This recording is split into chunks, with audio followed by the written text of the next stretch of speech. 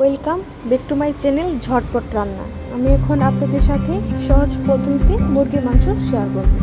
প্রথমে মাংসটাকে ক্লিন করে নিয়েছি, তারপর পেঁয়াজ কুচি, দারচিনি, এলাচ নিয়ে নিয়েছি। মাংসের উপরে পেঁয়াজ কুচি দিয়ে নিয়েছি। তারপর 2 টেবিল চামচ হলুদের গুঁড়া, 3 টেবিল চামচ ধনিয়ার গুঁড়া, 2 টেবিল চামচ জিরার গুঁড়া,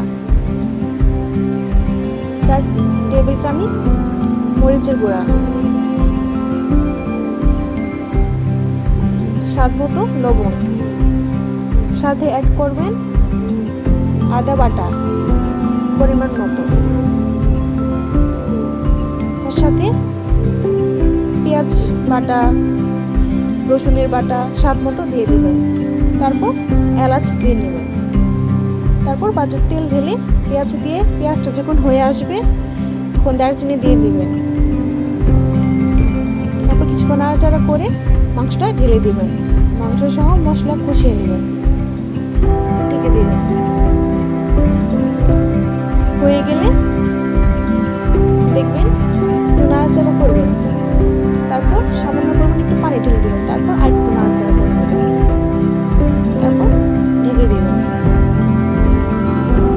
তারপর কষানি হয়ে গেলে 2টা আলু অ্যাড করে নেবেন। আলু অ্যাড করলে মাংসটা একটু মজাদার হয়ে যায়।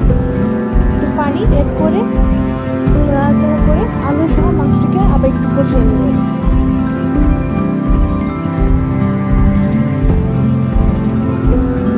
কষানো শেষ হলে আবার পানি অ্যাড করবেন। পানি অ্যাড করার পর কিছুক্ষণ নাড়াচাড়া করে ঢেকে রেখে দেবেন। এই তো হয়ে গেল আমার মুরগির মাংস রেসিপি।